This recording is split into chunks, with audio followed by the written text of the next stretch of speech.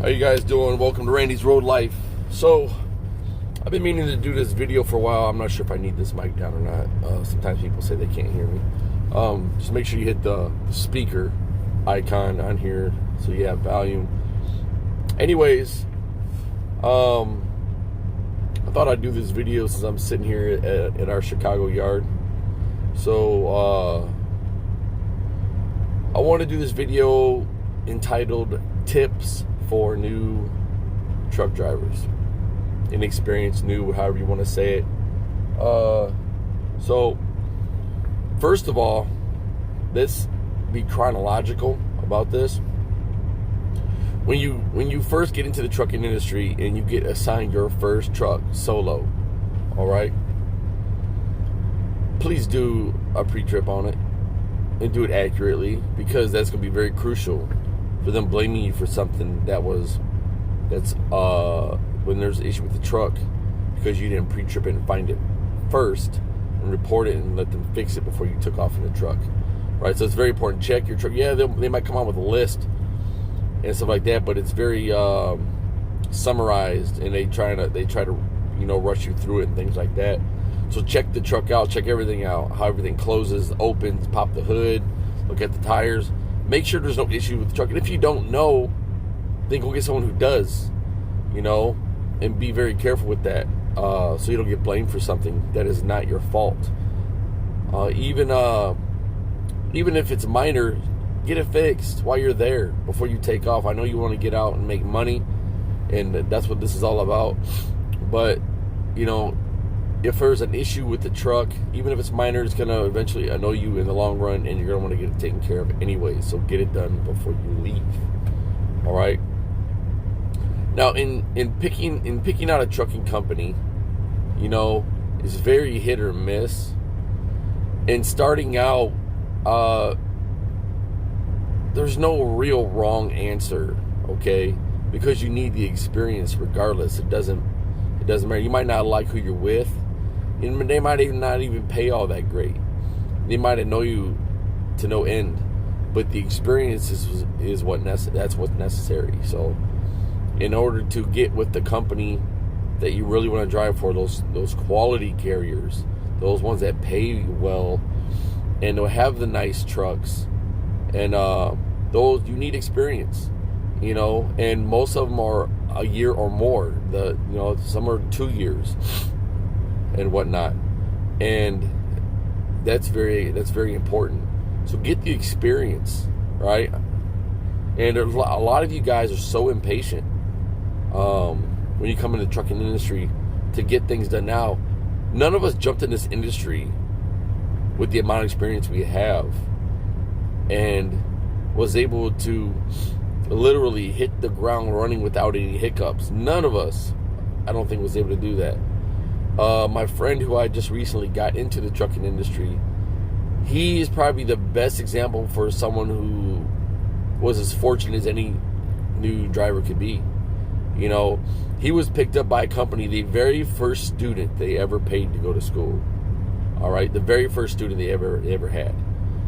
And it's a tank company, and they paid very well for him starting out. And he gets paid more than any student I've ever known. So, and that just fell in his lap. It's not like he didn't find them. He just received a piece of information off the record, and boom, there it was. They sent him to school. All was. I mean, he was having the worst time, and he was, there was some discouragement going on, and he was getting upset and things like that because all the trash can companies turned him down. I'm talking about CR England and companies like that turned him down. So, but he in the end he ended up,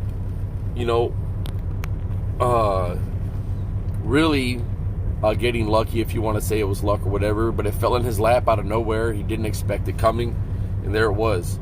So, try to exercise some patience. Get your experience. Even though he didn't have any, he was in a truck with me for a while, and I introduced him to the trucking lifestyle, and he fell in love with it. And he saw I took him coast to coast pretty much, you know, all the way to Cali, and he saw LA traffic. He was in Dallas together, and Phoenix, and we went through a whole bunch of states, obviously, you know, all the way from Ohio all the way back to Ohio. Well, we started off in Cincinnati, ended up in Cleveland. So after 2 weeks, or 11 to 12 days, anyways. So, okay, let's move on. Another tip for you guys, all right? Truck stop etiquette. Please understand truck stop etiquette. Don't be that ass that does their 30-minute breaks in a fuel island when the fuel island is busy. All right, I understand if you're at a truck stop and there's like nobody there hardly, and it's like really late at night or super early in the morning, like 3 or 4 in the morning, and there's really no one at fuel island. If you pull up and you do a 30-minute break, hey, look, that's cool. There's no one behind you. There's nothing to worry about, all right, if you can pull that off. If you can't, if you decide, like, I have to do a 30-minute break right here, look, ELDs don't hit until 5 miles an hour. Creep out of the way. Park out of the way. You know, let people around you and by you. Don't be that guy, because there are dudes that are going to take pictures of you. They're going to video you and things like that and put it on Facebook, and you're going to be that guy, all right? Because they're not going to come talk to you. They're going to complain about you, all right? A lot of truck drivers don't have backbones, you know. They're not going to come ask you, hey man, you think you can move so I can get out of the way? No, they're going to go inside. They're going to tell on you. They're going to tell the truck stop attendants and things like that, and try to get you moved without even coming to, you know, talk about you. I have done 30-minute breaks in the fuel island, and if I need to move, I will move, right? But I try not to put myself in that position, first of all. So be careful where you do your 30-minute breaks, and also be careful where you park. If you think you're going to park at a Walmart, all right, a good rule of thumb, first of all, are there other trucks there? Okay, are there other trucks? That'll let you know if you can fit there, one, and two, if they allow parking. It's not a full safe. So you might want to go in and talk to the manager and ask if you can park there. It's like, look, I'm out of the way. You know, if you're not blocking anybody, things like that, you're not throwing your trash on the parking lot, you're not peeing on the parking lot, things like that. You're spending a little money in there, and you're not causing no issues, you know, because you're parked there. Get permission from the manager, get their name and stuff like that. That way, if someone comes out like, hey, you got to move, like, well, I got permission from this manager right here. Here's his or her name. So you should be fine with that.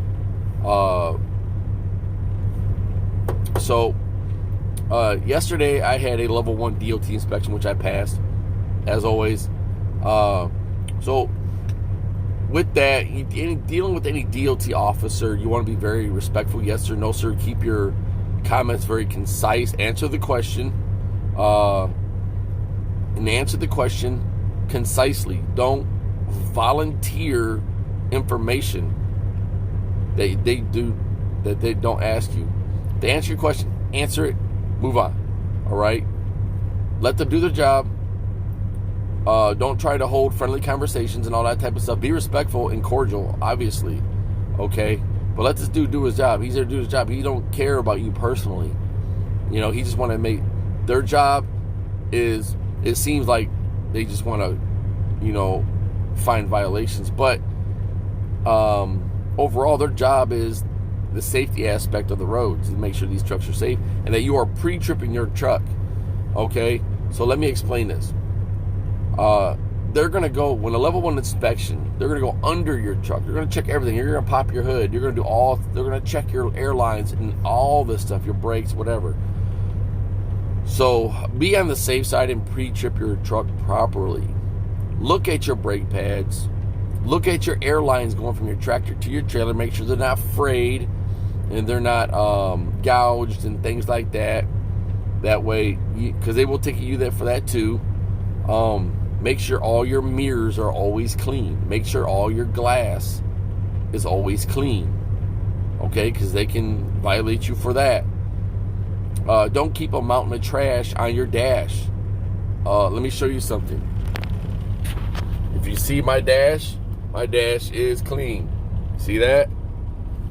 It's that way for a reason. One, I'm a very organized individual. You guys have seen, I think, the insides of my truck, and you know that I don't like it to be disorganized or dirty. I have a vacuum in here. I have a real vacuum in here. It's right here, actually. I'll show you what I have for you new truck drivers. This is what I have. It's a Shark. It works really well. I love this thing. It comes with all types of tabs. It's rechargeable. You know, I bought this in Walmart, by the way. You can just charge it, plug it in and charge it. Plugs right into my inverter or my APU outlet. So, and it works really good. Now, also, things that hold your phone. This is very important. All right, let me show you. I got 3 things that hold my phone in particular areas, depending on what I'm doing. Now, this one is up higher in my dash, because sometimes when I FaceTime with my family while I'm driving, I will flip the screen around so they can see where I'm going, and it's pretty cool for them. It's interactive, So let me show you this. Now there's this thing right here that moves around. Then there's this one right here. This is where I usually put my phone, right here. Then there's this one right here. This one I don't use a whole lot, but sometimes if I use a different GPS and it's a smaller GPS, I will put that one right here, and then I'll put my phone right there. All right. Oh, that's out a little. So that's how I do that. Also, always make sure you lock your truck when you leave it. All right. That should always be a habit. Turn your truck off and lock it. All right. Yeah, they can still break a window and get in, but if it's locked, no one can have an argument against you. It's a break-in. All right. So another thing is road courtesy. All right, there's a lot of truck drivers here that are asses, and you're going to come across a lot of four-wheeler drivers out here that are asses, and you're going to go through stressful situations every single day, getting cut off, and people driving too slow in your lane, and there's all types of stuff. People, how they get on and off exits. So you need to be looking ahead all the time. Looking ahead far far enough you can discernibly see what's going on, and also around you. So if you turn your blinker on to merge, right, make sure you know who's beside you and behind you, because people will try to race around you after you turn your blinker on. So what you want to do is you activate your blinker and you watch your mirrors. All right, and give people a few seconds to decide if they're going to go around you or not. And you'll know because you'll see them drop back. You'll see them flash their lights. When those two happen, it means, hey, I'm going to let this truck driver get over, right? And then you can merge. Now, some guys just completely ignore you and stay right where they're at and block the lane you're trying to merge into. That's just going to happen. There's nothing you can do about that. You can wiggle your trailer or whatever. Some people just don't care. If you hit them, you're automatically at fault. That's what's going through their mind probably. Or they're just not even paying attention, right? A lot of these people do not pay attention on the road. So you have to drive for everybody around you. So you got to be aware of that. All right? So there's not a lot of tips, but these are very obvious ones. All right? Also, mind where you fuel at. A lot of companies actually have places where they want you to fuel, or they have places on the route where you have to fuel, fuel solutions and whatnot, and you'll have to stop at that particular truck stop. But places that allow you to fuel pretty much anywhere, try to save a few bucks for your company. They'll appreciate it, once they find out, hey, this guy's actually fueling cheaper places. That's great. You know what I'm saying? That's what I do. If I see, even if I don't need fuel and I'm rolling through here and I see a Love's at $2.74, I'm stopping. I'm absolutely going to stop. And I'm going to fill these tanks up to all the way to the cap. Right? So that way when you end up in a place and fuel is 320, you know, or you end up in Pennsylvania where fuel is 350, 360 or more, you know, you're saving them tens and tens of dollars, if not $100 or more, easily in fuel costs. And it adds up every year. That adds up. You save your company thousands of dollars in overhead every year as a result, and if the taxes. So you actually saving that. So you got to be mindful of that. Just keep an eye on lots of other stuff too. You know, other than just where you're parking, keep an eye on people who are around you, the trucks that are around you, things like that. Notice how people are parking, and don't block people when you park. You know, you come into places and you see people parked completely blocking other people. You can't even get out. I've had to deal with that. You know, you knock on people's door, they don't want to respond to the door. Then you have to go into the damn truck stop and like, look, this person's got me blocked. They knocked on the door, they're not responding. You know, so I don't know what's going on. Maybe they're in the shower, maybe they're having a medical issue in their truck. Either way, can you please check on them? And if they're well, can you ask them to move? You know, if I'm blocked, I can't get out. You know, so be respectful about it, be cordial. Your presentation means a lot, because if you come off as an ass, you're probably going to get the same response back. All right? So, our job out here is to be professional. All right? Be professional. Another thing, not all these states have the same traffic discretion. Now, this is how I'm going to state this. I'm talking about speeding. All right? Indiana is probably the worst state you can speed through, because they will ticket you at a mile an hour over the speed line. I already know this. I know this for a fact. I know a driver who got ticketed for 1.5 miles. He was doing 66 and a half. And I saw the ticket. Okay?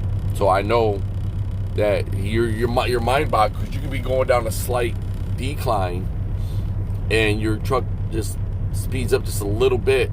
Boom, they ticket you. Indiana is notorious for that. Please be careful. You know, going through Indiana, if you have to cruise it at 65 or even 64, be careful going through Indiana. When I go through Indiana, I'm very mindful. I'm already on guard. I'm already defensive. I'm already looking for state troopers. Even if I'm not doing anything illegal, I'm still looking for them, because I'm leery. I've never had a speeding ticket. I don't want a speeding ticket, and I would like to keep it that way. Okay? So be mindful of that. Indiana is extremely petty, and there's no grace period going over the speed limit. So please do not fall into that misconception. They give us 5 miles an hour, they give us 3. No, they don't. They don't have to. Any traffic officer can pull you over for going any amount of speed over the speed limit. The speed limit is as what it is, a speed limit. Okay? There's no grace period. Grace period comes with officer's discretion. That's all it is. Officer's discretion. That officer sees, hey, this truck driver is doing 67. Not a big deal. You know? So what? But this truck driver is doing 69. I'm probably going to pull him over. Okay? So you got to be very careful with that. Just be on the safe side. Don't get yourself caught up in that. You know, if you're going through, just research where you're going, know what you're doing, know your chain laws. If they send you out west, northwest, or all that, you know, if you're going down 70, 80, 90, 94, know the chain laws in the states you're going to, have the appropriate lane. Yeah, I mean, there are socks for your, there are snow socks too, you know, so research the snow socks, make sure you know how to put everything on. I'm in Chicago, so it's very windy out here. My truck is rocking back and forth. Get you a CB. Don't get this one. It's completely unnecessary, and it costs way more than what you need to spend. I was curious, I bought it and regret it. So, I mean, just if you want to start out, you know, with something really nice, go to a CB shop, and get a nice, like a Cobra, and put a Connex board in it and have them peak and tune it and get a good antenna. And you'll get out 20 miles or more, okay? So, that part, CBs, these things are very important because you'll run into, there'll be miles up ahead, you don't even know what's going on, and there's a traffic jam, there's an accident, there's a state trooper sitting there. You'll hear it on this mile marker. Hey, we got a bear or a smoky, right? A bear or a smoky at mile marker 79. Eastbound or westbound, north or south. You'll usually hear that. That means, hey, slow your roll. If that's where you're going there. They'll say if he's facing the southbound lane or if he's facing the eastbound lane, or if he's in the medium or if he's on the side of the road. They're gonna let you know this. All right. Return the favor. Be courteous. If you see one, jump on here. We got a bear, mile marker 79, facing westbound, right? Center medium. Just going through Tennessee this past week, there was probably like 6 or 7 state troopers in a 10 mile section, right there. It was crazy. I was on 40, about to be in Knoxville. And they're all over the place. You just heard truck drivers going crazy. Oh, they're over here and they're over there. And oh my God, they're over here. They got people pulled over. People pulled over right and left. All right. So be mindful of that. Let drivers know if you come into a scale house and it's open. Hey, scale house on mile marker 79 is open, gentlemen. Eastbound lane. Okay. So, or if it's closed. Hey, scale house closed, mile marker 79, eastbound lane. People appreciate that, and even though a lot of these drivers are dog eat dog, we still communicate with these things. All right, we're still communicating with these things. So don't just wait till you run into an issue to turn this thing on. Turn it on. Turn the volume up loud enough to hear it clearly. You don't have to be super loud. And then keep it, see, mine is very reachable. Bam. I don't have to pull this thing 4 inches and it's right there at my face. See that? That's that easy. Yeah, it hangs down a little bit when my truck rocks back forth, it shakes. But, that's a minor inconvenience or a minor annoyance to what this thing actually is able to do. So I need to really put this thing up a little bit. I'll probably do that later. So, idling your truck. Okay, you can get a ticket for idling. I know this for a fact. I have never received one, but I know drivers who have. Many drivers have. And you can ask, this is a fact. If you go into a truck stop or a zone that says no idling, and you idle anyways and get a ticket, it is your fault. Okay? You have been advised by signs and warnings saying that you'll get ticketed if you do, and some places will. There are some places who will absolutely idle you. I just ran into a guy today who got a ticket for idling in the shop over here where I'm at. Okay? So, I understand it's cold, and it's unfair, really, that if you don't have an APU or an EPU on your truck or a bunk heater or something like that, to not be able to idle your truck. Because your choices are very clear. Leave. Right? Go somewhere you can't. Go to a rest area that you can idle your truck in. All right? That way you don't get that ticket. You don't need tickets, guys. You don't need tickets. You need no points on your MVR or your DAC and all this other stuff. You don't need it. All right?